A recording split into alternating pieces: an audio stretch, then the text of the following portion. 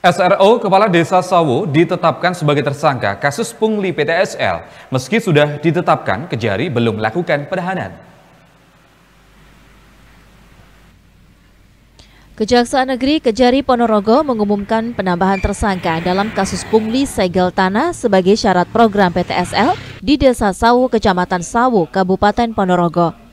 Kepala Desa Sawo, inisial SRO, ditetapkan sebagai tersangka dalam kasus tersebut.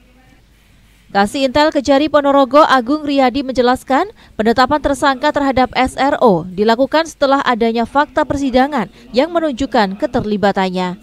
Dua terdakwa sebelumnya, SJD dan SYT, dalam persidangan sebelumnya menyebutkan peran SRO dalam praktek pungli tersebut.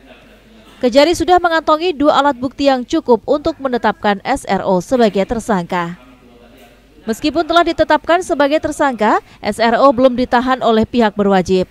Proses pemeriksaan saksi dan proses hukum lebih lanjut masih akan dilakukan sesuai dengan prosedur yang berlaku. Penentuan apakah akan dilakukan penahanan terhadap SRO akan bergantung pada hasil pemeriksaan tersebut dan fakta-fakta yang diungkap dalam persidangan.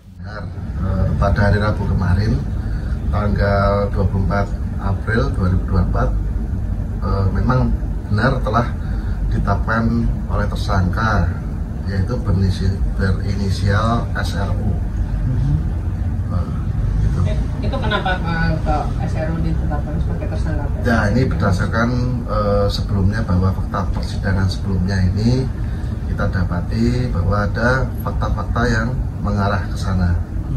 Jadi dari hasil rapat tim bahwa bisa dinyatakan sebagai tersangka dan sudah memiliki mengantongi 2 alat bukti seperti itu.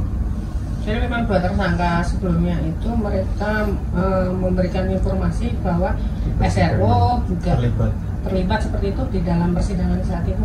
Iya, seperti itu. Jadi juga ikut ada peran lah di situ.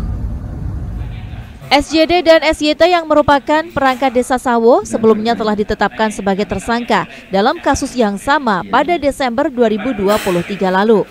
Mereka dituduh meminta sejumlah uang kepada warga yang hendak mengurus pembuatan surat keterangan asal-usul tanah untuk keperluan PTSL.